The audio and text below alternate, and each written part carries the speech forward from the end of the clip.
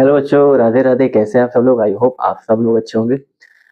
जैसा कि आप सबको हम बताना चाहते हैं कि हमारा नाम विवेक मिश्रा है और मैं आप सबका कान्हा कोचिंग सेंटर में स्वागत करता हूँ। बच्चों, आप लोगों से एक निवेदन है कि अगर आप लोगों को हमारी वीडियो पसंद आ रही है तो प्लीज़ हमारे चैनल को सब्सक्राइब कर दीजिए, लाइक कर दीजिए और अपने तमाम दोस्तों के साथ शेयर कर दीजिए। तो बच्चों, हम त्रिभुज पढ़ रहे थे। क्या पढ़ रहे थे? त्रिभुज पढ़ रहे थे। तो प्रश्नावली 6.3 हमने समाप्त कर लिया है। आज हम नए चैप्टर की शुरुआत करेंगे, प्रश्नावली 6.4। ठीक है ना? तो अभी तक हमने सीखा क्या? अभी तक हमने ये सीखा, हम सिमिलैरिटी पढ़ रहे थे, त्रिभुज की समरूपता पढ़ रहे थे। तो त्रिभुज के समरूपता में हमने क्या सीखा कि आपको दो त्रिभुज अगर समरूप दिखाने होते थे तो आप क्या करते थे? उनकी संगत भुजाओं का अनुपात को आप बराबर दिखाते थे और उनके संगत कोण को आप आपस में बराबर दिखाते थे। अभी तक आपने यही सीखा, ठीक है ना?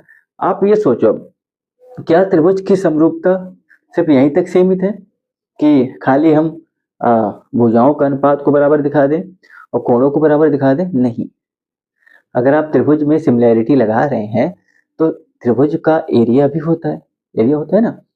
तो क्या आप ये सोचो, क्या क्षेत्रफल पर भी समरूपता लग सकती है? हाँ, बिल्कुल लग सकती है, ठीक है ना? तो पिछले अध्याय में आपने ये सीखा कि सिमिलैरिटी के लिए हम त्रिभुज की भुजाओं का अनुपात बराबर करते थे और संगत कोणों को आपस में बराबर दिखाते थे, ठीक है ना? तो सिर्फ समरूपता या सिमिलैरिटी यहाँ तक सीमित नहीं है। हम जो अध्याय पढ़ने जा रहे हैं, इस अध्याय में हम ये सीखेंगे कि त्रिभुज की समरूपता को सिद्ध करने के लिए या दर्शाने के लिए हम क्षेत्रफल का भी इस्तेमाल करेंगे। इसका इस्तेमाल करेंगे, क्षेत्रफल का भी इस्तेमाल करेंगे। तो इस वीडियो में हम ये सीखेंगे कि त्रिभुज की समरूपता सिर्फ भुजाओं और कोण तक सीमित नहीं है। त्रिभुज के क्षेत्रफल को भी हम समरूपता के क्या कर सकते हैं? त्रिभुज के क्षेत्रफल को भी हम क्या कर सकते हैं? समरूप दिखा सकते हैं। त्रिभुज के क्षेत्रफल के द्वारा भी हम क्या कर सकते हैं? किसी भी दो त्रिभुजों को समरूप दिखा सकते हैं। त्रिभुज के क्षेत्रफल पर भी समरूपता लग सकती है, ठीक है ना? तो आज का जो हमारा प्रश्नावली 6.4 होगा, उस पे हम ये पढ़ेंगे क्षेत्रफल प्रमेय। क्या पढ़ेंगे? क्षेत्रफल प्रमेय पढ़ेंगे। और क्षेत्रफल प्रमेय किस पे लागू होता है? वो त्रिभुज के क्षेत्रफल पे लागू होता है। आपको यहाँ पर भी दो त्रिभुज दिए होंगे। पिछले अध्याय में आपने क्या सीखा कि भैया भुजाओं और कोणों को परस्पर अनुपात से, मतलब भुजाओं का अनुपात बराबर दिखाया आपने, कोणों को, संगत कोणों का आपस दिखाया, तब जाके त्रिभुज समरूप होता था। लेकिन आप आज जो सीखोगे, यहाँ पर आप ये सीखोगे कि अगर दो त्रिभुज हमको समरूप दिखाने हैं तो इस वीडियो में, इस प्रश्नावली 6.4 में आप क्षेत्रफल के माध्यम से दो त्रिभुज को समरूप दिखाना है, यही हम पढ़ेंगे। और इस थ्योरम का नाम है क्षेत्रफल प्रमेय, ठीक है ना? क्या नाम है? क्षेत्रफल प्रमेय। अच्छा, इस थ्योरम का फायदा क्या है? इस प्रमेय का ये फायदा है कि अगर आपको क्षेत्रफल थ्योरम आप लगाओगे तो अगर आपको किसी दो त्रिभुज का क्षेत्रफल निकालना है तो आप इस प्रमेय के द्वारा आप क्षेत्रफल निकाल सकते हो। अगर आपको भुजा निकालनी है तो इस क्षेत्रफल थ्योरम से आप भुजा भी निकाल सकते हो, ठीक है ना? अब सवाल के द्वारा हम समझेंगे कि क्षेत्रफल थ्योरम होती क्या है, ठीक है ना? पहले आपको हम इसका कॉन्सेप्ट समझा दे रहे हैं कि भैया क्षेत्रफल थ्योरम होती क्या है। आपको एक चीज हम जानकारी के लिए बता दें कि भैया सिमिलैरिटी सिर्फ भुजाओं और कोणों तक सीमित नहीं है।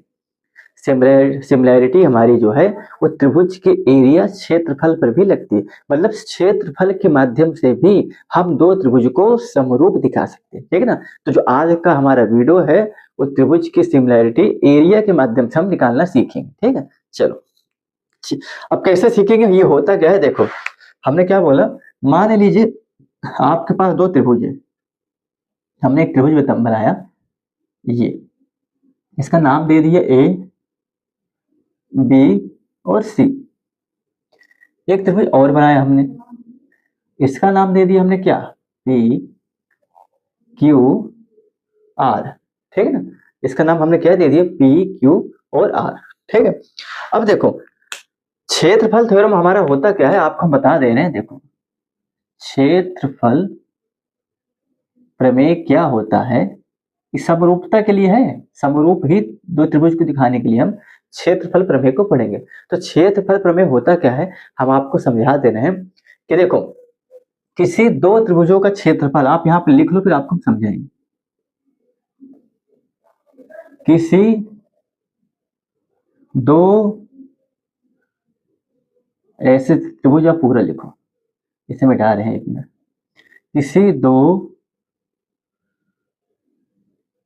किसी दो त्रिभुजों का क्षेत्रफल प्रमेय हमारा क्या कह रहा है, देखिए हम आपको लिख रहे हैं फिर आपको हम समझा देंगे। किसी दो त्रिभुजों का क्षेत्रफल का अनुपात, किसी दो त्रिभुजों का क्षेत्रफल का अनुपात उन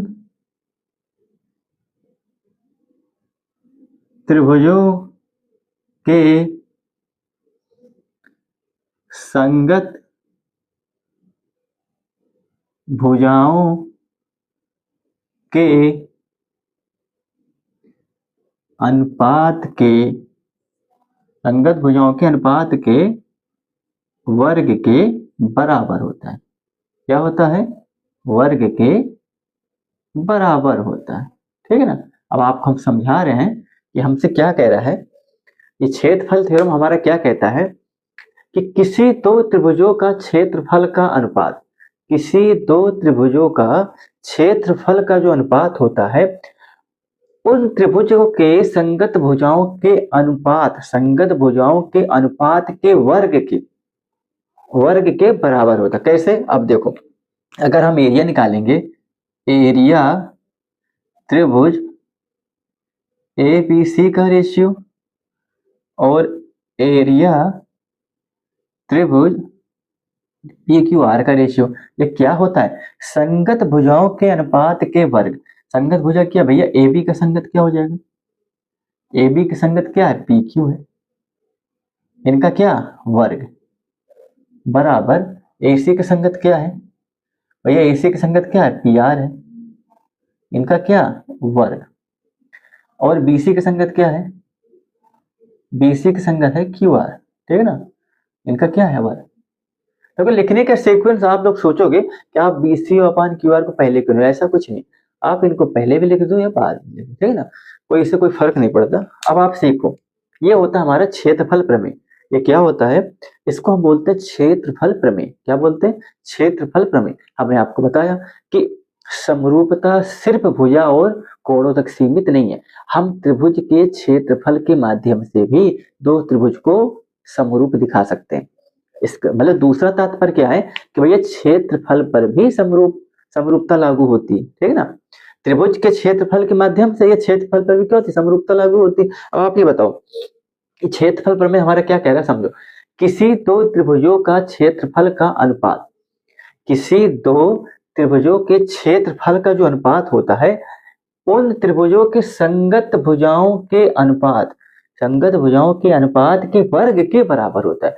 मतलब संगत भुजाओं का अनुपात जो लोगे उसका वर्ग कर दोगे तो भैया इसके बराबर होता है त्रिभुज का एरिया। ठीक है ना, सिमिलैरिटी दिखाने के लिए हमको इसका इस्तेमाल करना पड़ेगा। ठीक है, और आपको एक चीज और बता दे रहे हैं, अगर आपको दो त्रिभुज दिए उस पर कोई कंडीशन दे रखी, तो जब तक आपका त्रिभुज सिमिलैरिटी को नहीं दर्शा रहा, समरूप नहीं है, तब तक आप इन केस को नहीं लगा सकते।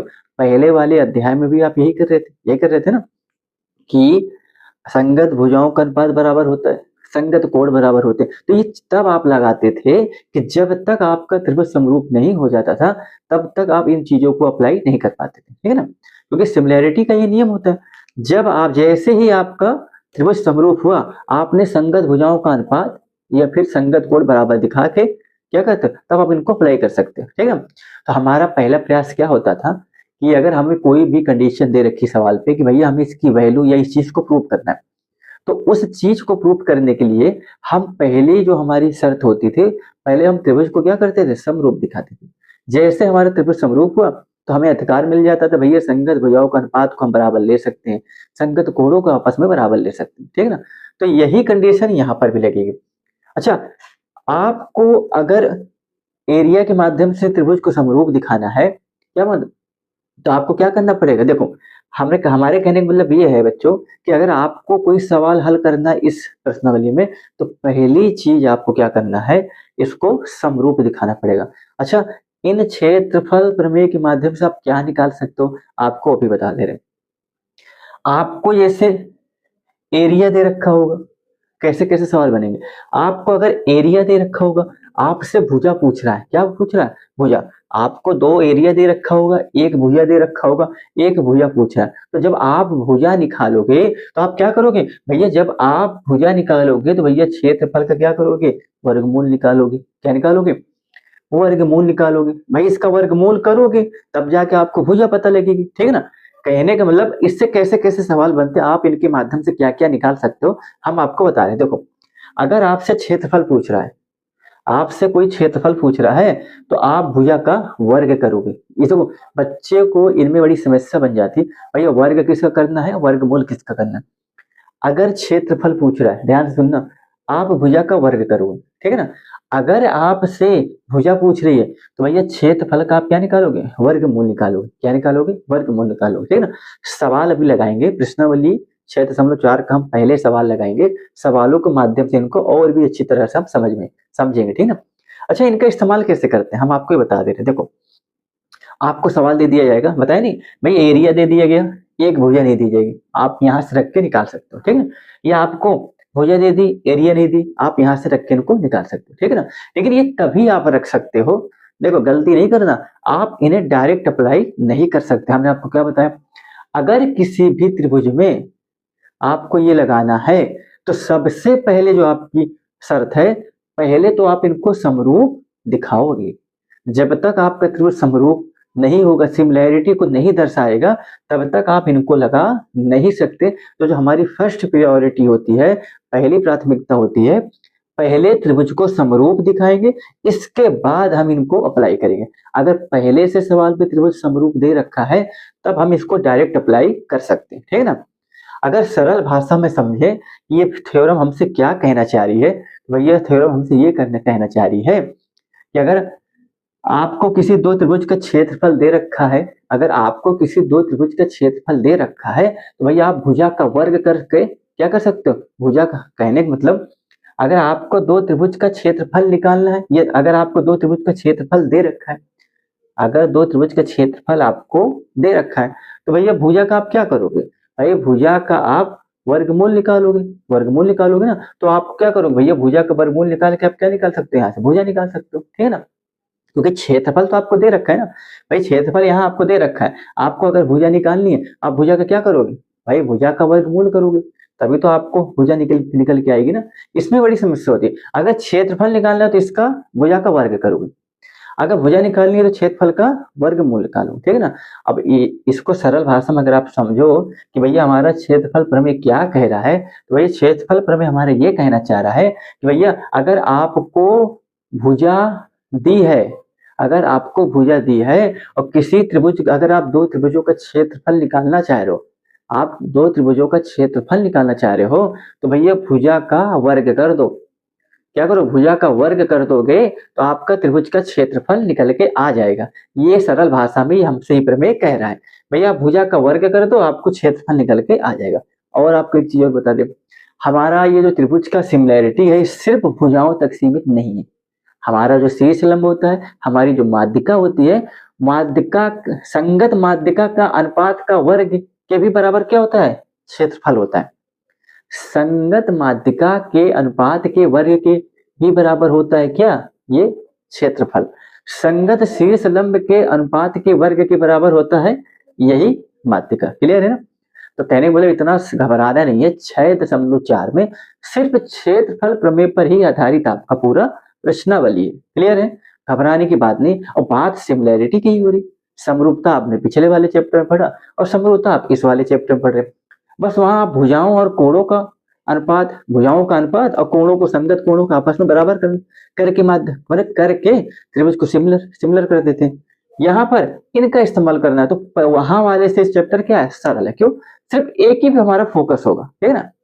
लेकिन ऐसा नहीं है, आपको, आप समझ नहीं पा रहे हमारे कहने का मतलब क्या है। हमें जो ऐसा नहीं कि भैया सर जी ने बोल दिया भैया इनका अप्लाई करोगे, भाई संगत भुजाओं का अनुपात और संगत कोणों को आपने पढ़ रखा है ना, उनका भी इस्तेमाल करके आप त्रिभुज को क्या करोगे, सिमिलर करोगे। क्या करोगे, सिमिलर करोगे, ठीक है ना। एक मिनट मार कर ही रहिए बच्चों। हमने क्या बोला कि जो चीज आपने पुराना पढ़ा है उनका इस्तेमाल करके भी आप क्या करोगे, भाई हमें जहां से चीज, जो चीज हम अप्लाई कर सकते हैं, जितनी हमने सीखी है, जहां से चीजें बन रही है, हम सबको इस्तेमाल करके त्रिभुज को क्या करेंगे, सिमिलर करेंगे, ये सिमिलैरिटी को दर्शाएंगे। क्लियर है? तो आपने पढ़ लिया, हम आशा करते हैं आपको समझ में आया होगा। क्लियर है? अब हम प्रश्नावली 6.4 के पहले प्रश्न को करने जा रहे हैं। प्रश्न के माध्यम से इसको और समझेंगे ना, तो आपको बहुत ही अच्छी तरह से समझ में आएगा। ठीक है ना? घबराना नहीं है। चलो इसको मिटा दे रहे हैं, इसे आप लिख लीजिए, इसका स्क्रीनशॉट ले लीजिए, इसे मिटा दे रहे हैं। ठीक है ना? इसे मिटा दे रहे हैं, इसे मिटा दे रहे हैं, और इसके जगह क्या करेंगे, आपको भी प्रश्नावली 6.4 का पहला सवाल हम बता रहे हैं। चलो पहला सवाल आपको बता रहे हैं। पहला सवाल हमारा क्या कह रहा है, वो आपको बता रहे हैं। तो फिगर हम नहीं मिटाएंगे बच्चा, क्योंकि हमारा पहला सवाल है ना, ये हूबहू ऐसे ही आधारित है। ठीक है ना? हूबहू ऐसे ही आधारित है, तो भैया फिगर को हम नहीं मिटाए। चलो पहला सवाल हम पढ़ते हैं। हमसे क्या कह रहा है, हमसे कह रहा है कि मान लीजिए त्रिभुज ए बी सी समरूप है त्रिभुज डी ई एफ के। बस संख्या बताइए, पी की जगह क्या है, डी ई एफ है, तो ये बदल दे रहे हैं। हाँ ये बी था ना, ये था डी ई एफ। ठीक है ना? और ये एफ है। बस हमसे कह रहा है मान लीजिए कि त्रिभुज ए बी सी समरूप है त्रिभुज डी ई एफ के। देखो इसमें दे रखा है, प्रश्न नंबर 1 में आपको समरूप दे रखा है भैया, कि मान लीजिए कि भैया दो त्रिभुज क्या है, आपस में समरूप है। तो आपको समरूपता तो दिखाना नहीं इसमें। ठीक है ना? और क्या कह रहा है, और इनका क्षेत्रफल क्रमशः है 64 सेंटीमीटर स्क्वायर और 121 सेंटीमीटर क्रम से। मतलब पहले वाले का 64 होगा, दूसरे वाले का क्या होगा, देखो लिख देते हैं भैया, इनका होगा 64 सेंटीमीटर, इसका क्या दे रखा है 121 सेंटीमीटर स्क्वायर, ये दे रखा है। और यदि EF बराबर 15.4 सेंटीमीटर, ये भुजा हमें दे रखी है 15.4 सेंटीमीटर, ये 9 समझ लेना, ये 4 है। ठीक है ना? ये दे रखी है। तो हमसे कह रहे भैया BC हमें बताओ, हमसे कह रहा है इस BC को आप हमें बता दो। ठीक है ना? हमसे कह रहे भैया इस त्रिभुज का क्षेत्रफल 64 सेंटीमीटर स्क्वायर है और इसका 121 सेंटीमीटर स्क्वायर। हमें कह रहे भैया इस BC भुजा की आप लंबाई बता दो या मान बता दो, और आपको ये दे रखा है ये इतना। आपको पता है कि भैया क्षेत्रफल प्रमेय से हम इसको हल कर सकते हैं। ठीक है ना? अगर त्रिभुज समरूप नहीं दिया है तो पहली चीज आप क्या करोगे, पहले त्रिभुज को आप समरूप दिखाओगे, तब क्षेत्रफल प्रमेय आप इसमें लगाओगे। लेकिन सवाल में तो हमें दे रखा है कि भैया मान लीजिए कि भैया ए बी सी और डी ई एफ क्या है, समरूप त्रिभुज इसमें दे रखा है। तो हमारे लिए तो आसान हो गया, तो जो दिया है उसको हम लिख लेते हैं। हमें क्या क्या दे रखा है, हमें दिया है क्या क्या, हमें दे रखा है, हमें दिया है क्या दे रखा है, दिया है कि भैया त्रिभुज ए बी सी, एक मिनट, त्रिभुज ए बी सी समरूप है त्रिभुज डी ई एफ के। ठीक है ना? ये हमको दे रखा है कि त्रिभुज ए बी सी समरूप है त्रिभुज डी ई एफ के। ठीक है ना? ये हमको यहाँ पर दे रखा है।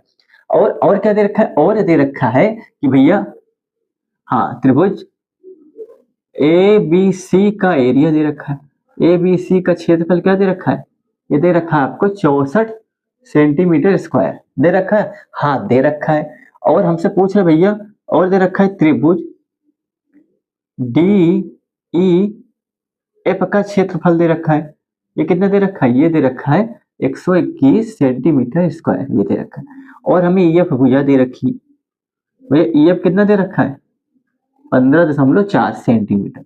हमसे पूछ क्या रहा है, हमसे BC पूछ रहा है। ठीक है ना? ये हमसे पूछ रहा है, ये आपका गिवन में है, ये आपको दे रखा है। अच्छा बच्चा आप एक चीज बताओ, अगर ये सिमिलैरिटी को ना बताता, यहाँ पहले ही बोल रखा है भैया ए बी सी समरूप है त्रिभुज डी ई एफ के, अगर ये यहाँ पर हमें ना बताता, तब हम इसको पहले क्या करते, समरूप दिखाते, तब जाके हम इसको क्षेत्रफल प्रमेय लगाते। ठीक है ना? अगर ये दे रखा है तो हमारे लिए सवाल और आसान हो गया। देखो हम क्या करेंगे, तब हल लिखो, हल में क्या लिखोगे, हल लिखो ये भैया केस फर्स्ट लिखो, प्रूफ केस फर्स्ट लिखो, कुछ भी लिखो, दिया है तब भाई हमें पता है, हमें पता है कि क्षेत्रफल प्रमेय से आप क्या लिखोगे भैया, क्षेत्रफल प्रमेय से यदि, हाँ एक मिनट बच्चा, एक मिनट, यदि दो त्रिभुज आपस में समरूप है, क्या है, समरूप है, आपको दे रखे भैया ऊपर समरूप है, तब तब उन दो त्रिभुजों का क्षेत्र फलों का, ठीक है ना, ये क्षेत्र हमने शॉर्टकट लिखा है, ठीक है ना, ये आप लिख लेना यहाँ पे, क्षेत्र फलों का अनुपात, क्या लिखोगे आप, क्षेत्र फलों का, ये शॉर्टकट लिखा, आप लिख लेना, क्षेत्र फलों का अनुपात उन दो त्रिभुजों के, आप क्या लिखोगे इसमें, उन दो त्रिभुजों के, ऐसे ही लिख दे रहे, एक मिनट मिटता नहीं जल्दी, उन दो त्रिभुजों के संगत भुजाओं के अनुपात के वर्ग के क्या होता है, बराबर होता है, क्या होता है, बराबर होता है, यही होता है, हाँ सर जी यही होता है। अब आप हमें एक चीज ये बताइए, हम तीनों भुजाओं के अनुपात का वर्ग क्यों लेंगे, हमें जो जरूरत है हम उतना ही लेंगे, मतलब कहने का मतलब त्रिभुज में तीन भुजा होती तो सभी भुजाएं का अनुपात क्या होगा, अनुपात का वर्ग के बराबर होगा हमारा क्षेत्रफल, लेकिन जो हमें जरूरत है हम सिर्फ वही लेंगे। हमसे ये पूछा है, सॉरी ये दिया है, ये पूछा है, तो भैया ये इसके संगत है, तो हम इन्हीं को अनुपात ले लेंगे, इसका वर्ग कर देंगे जितना हमें जरूरत है, ठीक है। तो ये क्षेत्रफल प्रमेय से हमारा ये होता है कि दो त्रिभुज आपस में अगर समरूप है तो उन त्रिभुजों का क्षेत्रफलों का अनुपात उन दो त्रिभुजों के भुजाओं के अनुपात के वर्ग के बराबर होता है। अब यही चीज हम यहाँ पर लगा देंगे, ठीक है। तो एक काम करेंगे, इसे हम मिटाएंगे दोस्तों, क्योंकि यहाँ पर जगह नहीं है हमारे पास, ठीक है। आप इसको लिख लीजिए, यहीं पर इसको हम सॉल्व कर देंगे। आप इसको लिख लीजिए, स्क्रीनशॉट ले लीजिए, बोर्ड छोटा है थोड़ा सा, थोड़ा व्यवस्था बनेगी, बड़ा बोर्ड लेंगे तो एक ही बार में सवाल पूरा आ जाएगा। देखो ये मिटा रहे, ये क्षेत्रफल प्रमेय है, हमने आपको सिखाया है, आप एक बार शुरू से फिर से वीडियो को देखिएगा। अब यहाँ पर कैसे अप्लाई करेंगे, देखो हमें जितनी जरूरत है उतनी लेंगे, ज्यादा लेने से क्या फायदा। देखो भैया देखो, एरिया त्रिभुज ABC और एरिया त्रिभुज DEF, ठीक है ना। अब भैया ले लो भाई भुजाओं के अनुपात का वर्ग, भैया BC और EF इस संगत भुजाएं हैं, इनके अनुपात का वर्ग, यही होता है हमारे क्षेत्रफल प्रमेय। हाँ सर जी होता तो यही। भैया आपको दे रखा है, कितना दे रखा है, 64, कितना दे रखा है, 121, ठीक है। ये कितना दे रखा है आपका BC, ये आपका क्या है 1.4, पूरे का क्या है वर्ग, ठीक है। अब इसका वर्गमूल ले लो, क्या लोगे, इसका अगर आप वर्गमूल लोगे, यहाँ लिखो भैया, क्या लोगे वर्गमूल लेने पे, क्या लिखोगे भैया, स्क्वायर रूट या वर्गमूल करने पर, वर्गमूल लेने पर, ठीक है ना। वर्गमूल लोगे तो अगली लाइन आपकी ये कितना हो जाएगा, ये आपको हो जाएगा BC 15.4, ठीक है ना। भैया वर्गमूल लोगे तो भैया आपका ये रूट के अंदर हो जाएगा, स्क्वायर आपका गायब हो जाएगा। ये फिर आप कैसे करोगे भैया, अगर आप रूट ये स्क्वायर को आप इधर लाओगे तो जब घात बराबर किधर आती है तो पलट जाती है, 1/2 हो जाएगी, और जब ये 1/2 हो जाएगा तो 1/2 किसका मान होता है, अंडर रूट का मान होता है। तो आप पूरे में क्या लगा सकते हो, अंडर रूट लगाओगे, ठीक है। दोनों प्रोसेस है, या तो आप वर्गमूल ले लो, भैया 2 को आप इधर लाओगे तो 1/2 हो जाएगा, और 1/2 किसका मान होता है, रूट का मान होता है, रूट का मान होता है तो पूरे पे आप क्या लगा दोगे, रूट लगा दो, ठीक है ना। अब देखो इनको बच्चों हम यहाँ हल करेंगे, देख लेना समझ जाना, भैया इनका स्क्वायर रूट आप निकालोगे तो 8 बचेगा, नीचे वाले का क्या होगा 11 होगा, ये क्या हो जाएगा BC हो जाएगा 15.4, क्लियर है। यहाँ पर आपका भी हम उत्तर ला देंगे। अभी देखो अब इसको आप इधर लाओ, 15.4 गुणे 8, यह है 11, बराबर का क्या है BC, क्लियर है ना। अब आप एक चीज देखो भैया, 11 कम 11, 11 कम 11, 4 बढ़ा 11 चौके 44, 1.4 कितना आया 1.4, समझ में आया, 11 कम 11, 4 बढ़ा 11 चौके 44, 1.4, इधर क्या है 8, तो भैया BC बराबर क्या हो जाएगा 8 गुणे 1.4 गुणा करा दो 8 चौके 32, 8 चौके 32 3 हासिल, 8 एकम 8, 9 10 11, कितना हो जाएगा भाई? 8 चौके 32, 8 एकम 9 10 11, 11.2, 11.2 आपका क्या हो गया आंसर, 11.2 क्या हो गया आपका उत्तर, 11.2 क्या हो गया आपका उत्तर। ठीक है ना, समझ में आया? सवाल समझ में आया आपको? हमने क्या बोला भैया 11.2 क्या हो गया आपका उत्तर।